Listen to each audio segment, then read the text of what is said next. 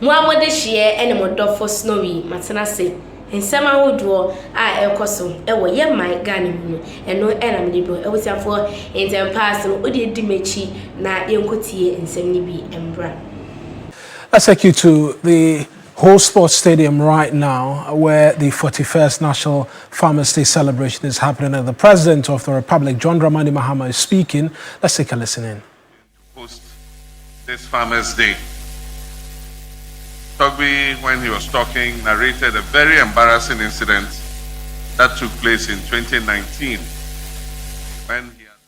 when he had been officially informed that he was going to be the chairperson of the Farmers' Day event that was taking place here in the Volta region.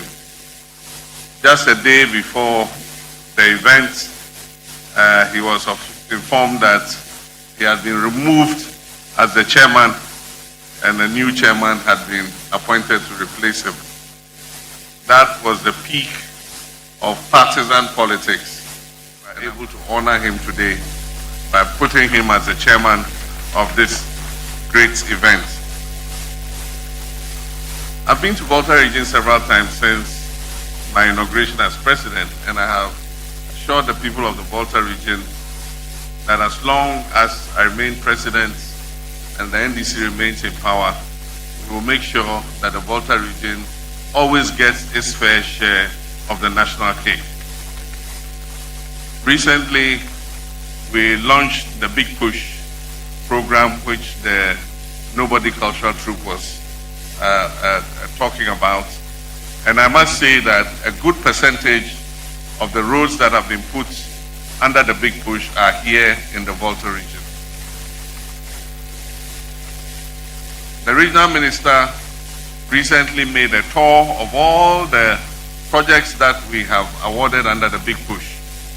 And he has submitted a report to me, and his report shows that the contractors are on site. They have finished setting up their site camps, and indeed most of them have started the work. I'm sure that by the time I come back here next year or within 18 months, most of those roads will be nearing completion and we'll have the opportunity to commission them. Aside from that, we're also looking at the extension of water systems. And Ho particularly does have a problem when it comes to adequacy of water supply. We established the Adidome water treatment plant, and we finished phase 1 and phase 2, and the phase 3 was to extend the pipeline to bring water to Adaklu and to Asogli. Unfortunately, over the last 8 years, that was never carried out. And so the extra water that should have come to Ho is not available. And so we're going to continue the expansion of the Adidome water plant, and we're going to extend the water so that we are able to increase the availability of water supply here in Ho, the Volta regional capital. Aside from that, there's a critical road which is under the Big Push, and everybody has year in, year out complained about the whole Denu Aflao road. I'm happy to note that finally work is being undertaken on this all-important road, because it's going to increase the trade between us and our neighboring country, Togo, and make us able to move goods and other services and passengers between the Volta region and our neighboring country. And so that road is of particular importance. That's why I came and catched on it. We have 4 contractors working on it, and each of them has a lot that they should complete. And that means that the work on the road will go faster. Even though we've given 24 months to finish the road, most of the contractors assure me that they will finish long before 24 months. And so we'll have the opportunity to come and launch the road. Aside from that, we have finally secured land for the Aflao Ashigame. I promised during the campaign that we'll build Ashigame in Aflao so that we'll have Lome Ashigame and we'll have Aflao Ashigame.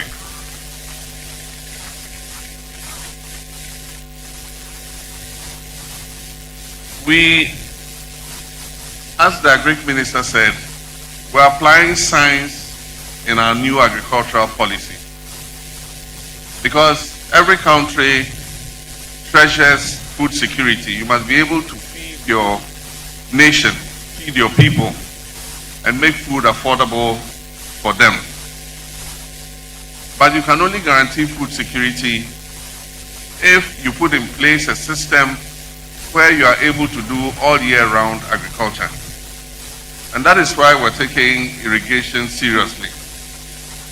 And this irrigation is not going to be irrigation that we apply only close to water bodies, but also irrigation in places that are not close to water bodies, because we can use underground water for irrigation. And so the Ministry of Agriculture is going to distribute solar water pumps. And so even if you have a 10-acre farm, we'll drill a borehole for you, we'll install a solar water pump. You don't need electricity. It will supply you water so that you can do year-round agriculture. You don't need to clear 40 acres of land. With 10 acres of land, you'll be able to produce the same amount of food that you produce on 40 acres. Because as you harvest, you are planting. As you harvest, you are planting. And so if you're able to plant and harvest 3 times a year, you can imagine the amount of food that you produce. And so government will continue to support farmers. And I particularly was impressed by our female farmers and fishers. Just that the title of your organization is a bit jaw-breaking, Gafafao. I've still been trying to learn how to say it, Gafafao. But of course, the Gafafao reflects how powerful the organization is. And I believe that they raise very important issues to do with focusing on women agriculturists who are into farming and fishing, by giving them credit to be able to produce more, and giving them the credit at the right interest rate. Currently, capital and credit that is available to our farmers is at such an interest rate that if they take a loan, they virtually will be working for the bank, not for themselves. And so one of our prime objectives is how to get credit to our farmers at the best possible rate. I saw one of the members of the Ghana National Association of Farmers and Fishermen holding a placard that said single-digit interest rate. I agree with you. Credit for agriculture must be at single-digit interest rate. And so this government is going to work to bring that interest rate below 10% so that farmers can have access to cheaper credit to be able to produce more for us to feed ourselves. I like the theme of this year's Farmers' Day because it says we should feed Ghana, we should eat Ghana in order to secure our future. As the minister said, our food import bill of about 3 billion is still too high. And so we need to grow more food for ourselves. And we can only do this if we provide a market for our farmers. It is unacceptable that suppliers of the school feeding program buy rice from Vietnam to feed our school children, when Ghanaian farmers are sitting with rice inventories from last year. And that's why I gave the recent directive that for rice, for maize, for poultry, we must ensure that at least these 3 products that we use in our school feeding program, these are procured locally from our local farmers. We must also take advantage of the science that is available. Our universities and our research institutions are producing new varieties of seeds. I'm particularly excited about a breakthrough in producing a variety of cowpea, the black-eyed beans. For those of you who like gobe, the beans they use for it. One of the major challenges is the weevil that eats into the bean. You see that sometimes when you are eating your gobe, you see one of the beans and you see a weevil in it. Our scientists have developed a version of that bean that is resistant to the penetration of the weevils. And so you're able to store it for a longer period without it going bad. And so we need to produce these seeds and commercialize them and give them to our farmers so that they can increase food production and also improve food preservation.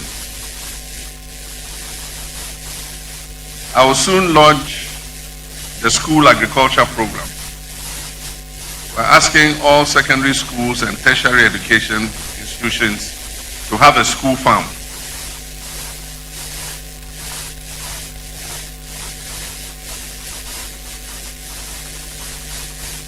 Where they can produce their own chicken, they can produce their own livestock, goats, small ruminants, goats, sheep, and big ruminants like cattle, but also produce their own vegetables, their tomatoes, their peppers, their okra, and all the other vegetables that they eat. And so we've appointed a National School Agriculture Coordinator, and soon we shall launch that program, and I believe it will also contribute to Ghana's food security. Already you've heard of Nkukon Kitinkiti and all of it. We are distributing 3 million chickens. And each farmer who registers in the Nkukon Kitinkiti is getting 50 of those chickens. And these are not day-old chickens. They are chickens that are 4 weeks old. So they've got their vaccinations. They are already advanced in growth. You just need to keep them for another 4 to 6 weeks and they are ready to go to the market. And we don't give you only the chickens, we give you the food to feed the chickens for the 4 to 6 weeks and be able to take them to the market. The thing about agriculture is you can do another job and still be a farmer. And so teachers, nurses, doctors, civil servants, you can go to work at the same time you can have a farm to supplement your income. And so don't think that it's only the village folk and our poor fathers and mothers in the village who must be full-time farmers. When we went to launch the Nkukon Kitinkiti, there was this young man who came and he had received, I think, 1,000 birds. And when he had finished growing them, he went to sell them and he had made over 100,000 cedis for himself. Meanwhile, this was a trained nurse. He had finished school and not been posted yet. So he said, look, while I'm waiting for posting, let me start rearing chicken. And so they asked him, they said, okay, now that you're making 100,000 from your poultry farm at every cycle, when your posting comes, will you go and work as a nurse? And his answer was, I will think about it. Agriculture is profitable. And agriculture brings good incomes. And that's why even as president, I am a farmer.